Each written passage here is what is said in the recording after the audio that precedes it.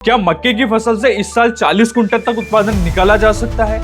जहां मक्के की फसल के अंदर एक और तो फॉल आर्मी वोम का अटैक हो रहा है, इल्लियां पीछे नहीं रह रही है, इल्लियां पत्तों को नष्ट कर रही है और मक्के की जो पत्तियां हैं वो पीले कलर की हो रही है, सफेद कलर की हो रही है और बैंगनी कलर की भी कहीं कहीं देखी जा रही है। और उसके अलावा मक्के की फसल पूरी की पूरी खड़ी की खड़ी सूख रही है, लेकिन फिर भी मक्के की फसल से बम्पर उत्पादन लिया जा सकता है, तगड़ा मुनाफा कमाया जा सकता है। जी हाँ किसान मित्रों, आज के इस खास वीडियो के अंदर हम बात करेंगे मक्के की फसल के आने वाली टॉप 5 समस्याओं को कैसे कंट्रोल करें। साथ ही साथ में हम चर्चा करेंगे कि इस साल मक्के की फसल से ज्यादा मुनाफा कैसे कमाया जा सकता है। तो अभी तक आपने हमारे YouTube चैनल को सब्सक्राइब नहीं करा तो नीचे दिए बटन पर जल्दी से क्लिक करके चैनल को सब्सक्राइब कर लीजिए और बिना किसी देरी के इस वीडियो को अपन शुरू करते हैं। किसान मित्रों, मक्के की फसल की अगर मैं बात करूं तो इस साल मक्के की फसल के अंदर सबसे ज्यादा और सबसे गंभीर समस्या आ रही है पत्तियों का सफेद कलर का हो जाना। और ये जो मक्के की सफेद कलर की पत्तियां हो रही है, इसके पीछे ना तो फफूंद जनित रोग का हाथ है, ना ही किसी कीट का हमला है। इसके पीछे मुख्य कारण होता है जिंक की कमी होना। जिंक के साथ साथ में अगर फसल को माइक्रो न्यूट्रिएंट की डिफिशियंसी होगी तो यकीनन आपकी मक्के की जो फसल है उसकी पत्तियां सफेद कलर की हो जाएगी या फिर हल्की पीली कलर की हो जाएगी। तो इसके पीछे मुख्य कारण जिंक ही होता है। और जो बारिश वाला मक्का होता है, जो बरसात वाले मक्के की खेती की जाती है, उसके अंदर ये कमी सबसे ज्यादा देखी जाती है। और मक्के की फसल के अंदर एक बार अगर ये समस्या आ जाती है तो इसे कंट्रोल करना काफी ज्यादा मुश्किल हो जाता है। और जिंक की अगर मैं बात करूं तो जिंक जो है मक्के की फसल के लिए काफी इंपॉर्टेंट है। अगर आप इसे बेसल डोज में या फिर जब फसल 30 से 40 दिन की हो जाती है उस समय अगर आप प्रयोग में नहीं लेते हो तो मक्के की फसल के अंदर पैदावार जो है वो सीधे लगभग 90% तक कम हो जाती है। और मक्के की फसल के अंदर मैं जिंक की पूर्ति की अगर बात करूं तो आप जिंक जो है वो 2 प्रकार की आती है मेनली। आप दोनों ही प्रकार की जिंक को मक्के की फसल के अंदर प्रयोग में ले सकते हैं। और मक्के की फसल के अंदर पहले नंबर पे जो जिंक आपको प्रयोग में लेनी है वो जिंक सल्फेट प्रयोग में लेनी है। जिंक सल्फेट के अंदर आपको जिंक की मात्रा भी मिल जाएगी और सल्फर की मात्रा भी मिल जाएगी। इसे आप जमीन के माध्यम से भी दे सकते हो, छिड़काव के माध्यम से भी प्रयोग में ले सकते हो। और जिंक सल्फेट को अगर आप छिड़काव के माध्यम से प्रयोग में लेना चाहते हैं तो आप 4 से 5 ग्राम की मात्रा प्रति लीटर पानी के हिसाब से घोलिए और छिड़काव के माध्यम से उपयोग में ले सकते हैं। वहीं अगर आप जमीन के माध्यम से जिंक को प्रयोग में लेना चाहते हैं तो आप 4 किलो से लेकर 5 किलो की मात्रा को 1 एकड़ के हिसाब से प्रयोग में ले सकते हैं। लेकिन ध्यान रहे, अगर आप जमीन के माध्यम से दे रहे हैं तो जिंक सल्फेट को जो है आपको डीएपी के साथ में प्रयोग में नहीं लेना है। और दूसरी जो जिंक आती है वो चिलेटेड फॉर्म में आती है। चिलेटेड फॉर्म इसलिए बनाया गया है ताकि आपको जिंक का जो रिजल्ट है वो जल्दी मिले और आप जैसे स्प्रे करते हो फसल के अंदर आपको तुरंत उसका रिजल्ट देखने को मिल जाए। और इसे स्पेशली आप छिड़काव के रूप में प्रयोग में लीजिए क्योंकि छिड़काव में इसके रिजल्ट आपको ज्यादा देखने को मिलेंगे। और चिलेटेड जिंक को अगर आप छिड़काव के रूप में प्रयोग में लेना चाहते हैं तो आपको इसकी 1 ग्राम की मात्रा 1 लीटर पानी के अंदर घोलना है और छिड़काव के रूप में प्रयोग में ले लेना है। मक्के की फसल के अंदर पत्तियों का सफेद होने के साथ साथ में एक और गंभीर समस्या आ रही है, वो है पत्तियों का पीला पड़ जाना।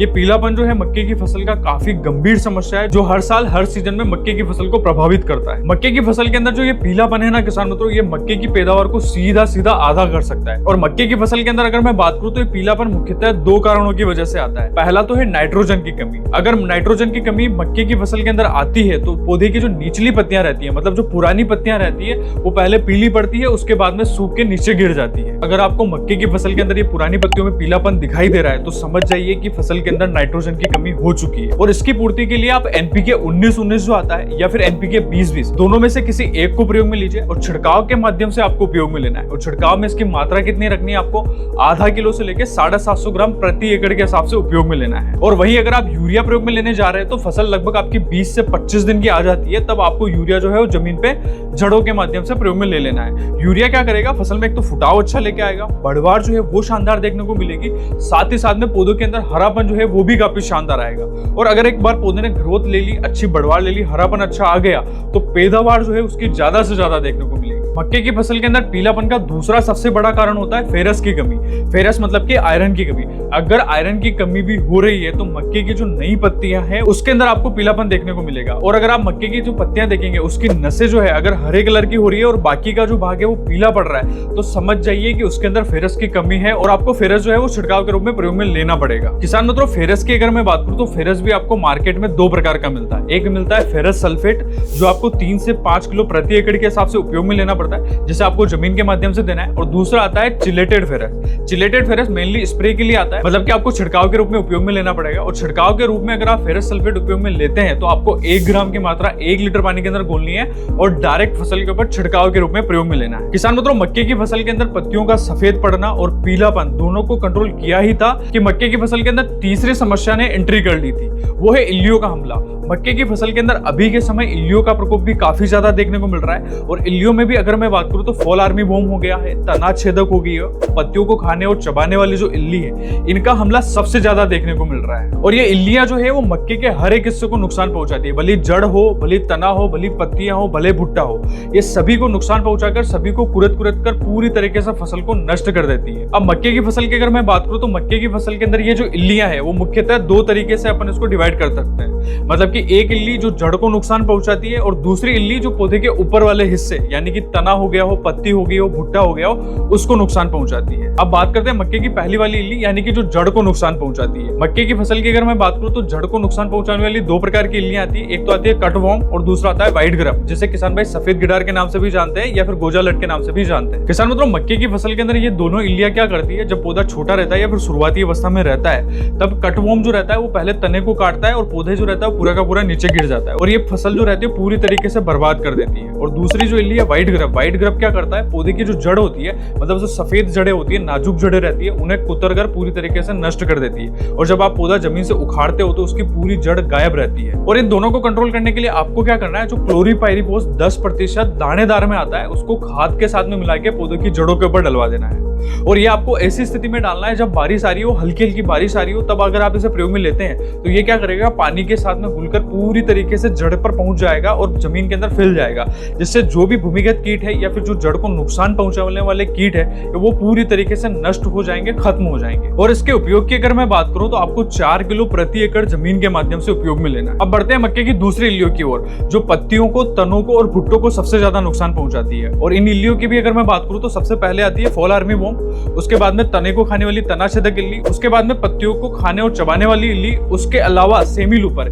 ये तमाम प्रकार की जो इल्लियां हैं ये फसल को ऊपर से नुकसान पहुंचाती है। और इन सभी प्रकार की इल्लियों को अगर आप मक्के की फसल के अंदर कंट्रोल करना चाहते हैं तो सबसे किफायती, सबसे कॉस्ट इफेक्टिव और सबसे प्रभावी कीटनाशक होता है इमामेक्टिन बेंजोएट 5%। आपको इसके 80 से लेकर 100 ग्राम की मात्रा 1 एकड़ के माध्यम से छिड़काव के रूप में उपयोग में लेना है। किसान मित्रों, मक्के की फसल के अंदर इन तमाम प्रकार की समस्याओं को ध्यान में रखते हुए चौथी बात के ऊपर आपको सबसे ज्यादा ध्यान देना है, वो है मक्के की फसल के अंदर जड़ विकास करना। क्योंकि अगर जड़ें ज्यादा से ज्यादा विकसित होगी, ज्यादा से ज्यादा फुटाव होगा जड़ों का, तो पौधा पोषक तत्व भी जमीन से ज्यादा उठा पाएगा और पौधे के अंदर आपको बढ़वार जो है वो भी शानदार देखने को मिलेगी। और मक्के की फसल के अंदर अगर आप जड़ विकास करना चाहते हैं तो आपके लिए सबसे अच्छा और सबसे बढ़िया प्रोडक्ट है कात्यायनी का activated humic acid. Humic acid क्या करता है, पौधे की जो सफेद जड़ें रहती है यानी कि जिससे पौधा जमीन से पोषक तत्व उठाता है, उन सफेद जड़ों का सबसे ज्यादा विकास करता है, जिससे पौधे जो रहता है वो जमीन से ज्यादा पोषक तत्व जैसे कि फास्फोरस जो है वो पौधे को जल्दी से उपलब्ध नहीं होता है, उसको उपलब्ध करवाने में मदद करता है। उसके साथ ही साथ में पोटाश, नाइट्रोजन,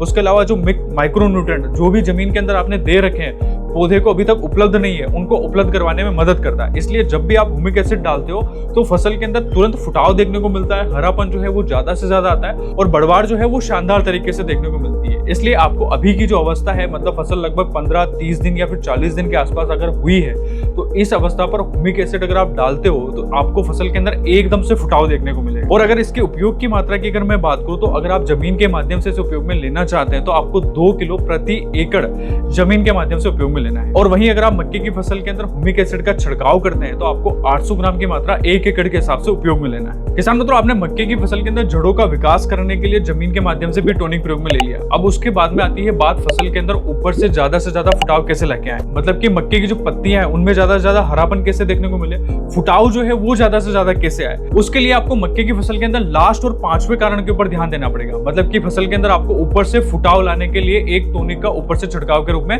प्रयोग में लेना पड़ेगा। और अगर आप मक्के की फसल के अंदर इस अवस्था पर ऊपर से छिड़काव के रूप में कोई प्रयोग में लेना चाहते हैं तो आपको सबसे अच्छा और सबसे बेस्ट टॉनिक है एनपीके 19-19-19। ये एक प्रकार का एनपीके बेस्ड फर्टिलाइजर है जो फसल के अंदर नाइट्रोजन की कमी को भी दूर करेगा, फास्फोरस की कमी को भी दूर करेगा और पोटाश की जो कमी है उसको भी दूर करेगा। और अगर आप एनपीके प्रयोग में लेने जा रहे हैं तो आप इसके साथ में मिक्स माइक्रोन्यूट्रिएंट जो चिलेटेड फॉर्म में आता है, मतलब कि जो 6 पोषक तत्वों वाला चिलेटेड फॉर्म में आने वाला मिक्स माइक्रोन्यूट्रिएंट है, आपको इसके साथ में मिला के छिड़काव के रूप में उपयोग में लेना है। जिससे क्या होगा, फसल के अंदर एक तो हरापन जो है वो ज्यादा से ज्यादा आएगा और पत्तियां जो है उसकी जो चौड़ाई है वो ज्यादा से ज्यादा बढ़ेगी। और चौड़ाई अगर एक बार बढ़ेगी तो पौधा जो है फोटोसिंथेसिस की जो क्रिया है उससे बढ़ाएगा और एक बार फोटोसिंथेसिस की क्रिया बढ़ गई तो मक्के की फसल के अंदर आगे चल के जो भुट्टे बनेंगे उसके अंदर दाना जो रहेगा वो दानों की जो संख्या है वो ज्यादा देखने को मिलेगी, जिससे आपकी पैदावार के ऊपर सीधा फर्क देखने को मिलेगा। और इन दोनों उत्पाद के डोज की अगर मैं बात करूं तो एनपीके 19-19 जो रहता है वो आपको आधा किलो से लेकर 750 ग्राम प्रति एकड़ के हिसाब से उपयोग में लेना है। वही मिक्स माइक्रो न्यूट्रिएंट जो चिलेटेड फॉर्म में आने वाला मिक्स माइक्रो न्यूट्रिएंट है उसकी 100 ग्राम की मात्रा 1 एकड़ के हिसाब से उपयोग में लेना है। तो किसान मित्रों यही थे वो टॉप 5 कार्य जो अभी के समय मक्के की फसल के अंदर आपको करना जरूरी है। इसके अलावा अगर आपकी फसल के अंदर कोई समस्या देखने को मिल रही है तो आपको किसान सहायता फॉर्म का लिंक डिस्क्रिप्शन में मिल जाएगा, आप जाके उसके अंदर आपकी समस्या लिख दीजिए, हमारे कृषि विशेषज्ञ जल्द ही आपसे संपर्क करेंगे। वीडियो में दी गई जानकारी आपको अच्छी लगती है तो इसे लाइक करें, चैनल को सब्सक्राइब करना ना भूलें और साथ ही साथ में इस वीडियो को अपने पड़ोसी किसान के मित्र के साथ में जरूर शेयर करें। और इसके अलावा भी अगर आपको मक्के की फसल के अंदर किसी भी प्रकार का कोई डाउट है या फिर वीडियो से रिलेटेड आपको कोई क्वेश्चन है तो नीचे कमेंट बॉक्स खाली है, जल्दी से जाके लिख दीजिए।